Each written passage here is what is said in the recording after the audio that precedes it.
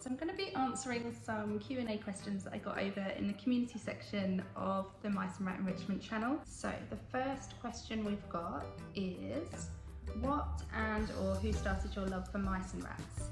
So I first got into mice and rats because of this little guy. This was Blue, my Blue Heeler Kelpie cross, and sadly he passed away last year.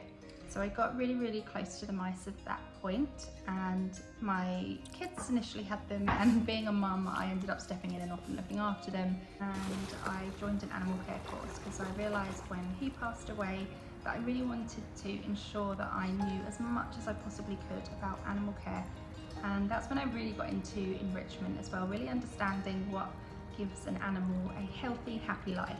So next question is, what is the most rewarding part of being a mice and rat owner, or just loving animals in general? When you love them, they love you, and it's such an unconditional love. I honestly think the love that an animal can give to you is just the most insane amount of love that you can ever feel in your whole life. And if you respect them, they will just love you to the end of the earth and back. So the next question is, what life lessons have loving animals taught you about yourself or life overall? I think that I never realised just how much I loved animals before I owned animals. I know that that is a really strange thing to say. I think one of the things it's taught me is to be more patient. The fact that you can't force an animal to have trust with you, the fact that you can't force them to want to spend time with you, you have to let them come to you and you have to let them build trust with you. And I think that we can apply that to life as well, that we're not in control of everything around us, we're not in control of other people. We have to let people realise things and come to us in their own time, but equally it's the same thing with other humans. We have to allow people to build trust with us, and if we break that trust, then it takes time to repair, just as it does with an animal. I think another thing that I've really learned from having rats is just how intelligent they are. They are absurdly intelligent, and from the research that I've done, they have a similar intelligence to a dog. Sorry, she's going down my top. Thank you. And just realising that they need that same level of intellectual stimulation that a human does. You know, we'd get bored just sitting in a room all day, and they do as well, just sitting in their cage all day. They need things that stimulate their mind, that physical activity and things to do to keep life exciting. Okay, so the next question is, what can people do to help mice and rats be looked at with love instead of hate and fear? This is where I think platforms like YouTube come in really well, because we're able to share our journeys with our mice and rats and show just how loving they are, show just how intelligent they are, and show just how much they need an enriching life like any other animal, like any other human on the planet.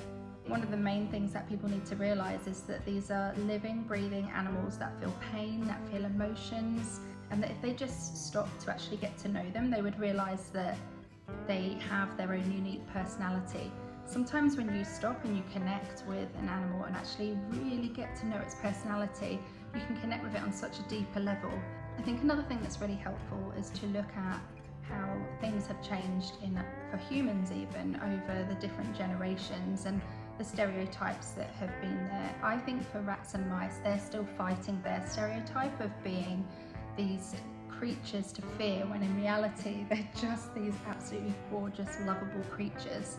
And I think that people need to spend time with them to really understand that. To be honest, the first moment I realised rats were so incredibly loving, and mice as well, was the first time I held them.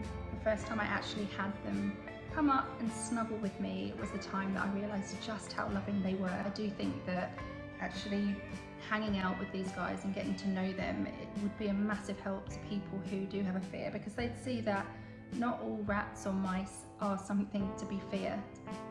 So the next question is, what kind of music do you enjoy, favourite musicians, bands, etc.? I absolutely love London Grammar. They're one of my favourite bands. I have a really eclectic music taste, so I like music from all different eras. I love even like the Beatles, I love Queen, I love all of the kind of old classics. I also really love country music.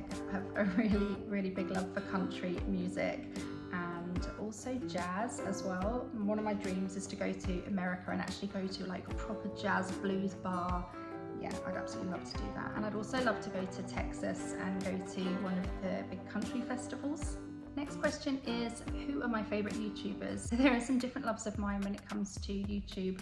I love, as a lot of you know, I'm obsessed with miniatures. I actually have a second channel which I'll link down below for my love of miniature things, and that's called Miniature Surprise. I love following someone called Hope Scope.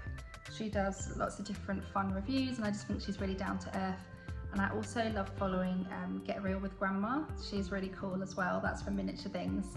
Then on the pet side, I've always loved following Emiology. To be honest, I love many of my own subscribers' channels. I love following all different sizes of channels, not just big huge channels. I also love following some channels that are around YouTube growth, like Film Booth.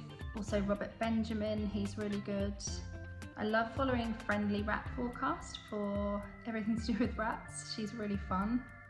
Generally, I like following channels that I find are really uplifting, ones that tend to be more around the positive side than kind of like negative reviews or things like that. So I prefer kind of watching channels that are going to make me feel really uplifted.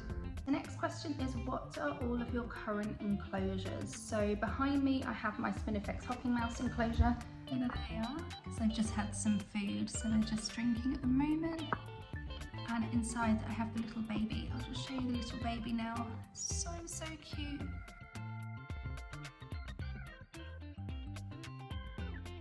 And we've named him Biscuit. I've got my big enclosure here for the girls.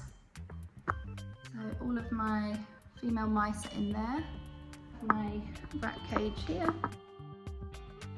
And then I have Bob in this enclosure. So he's my male mouse. At the moment he is on his own, but he's just too elderly now to have, I believe, to have neutered. I wouldn't want to put him through that, so instead I just make sure that we spend lots of time with him and he has lots of enrichment, and he seems to be a happy chappy. So that is it for now, isn't it, on the questions? If you've got any other questions, just leave them in the comments section and I will create more of these. Oh, give me kisses. Don't forget to subscribe and I will see you in the next video.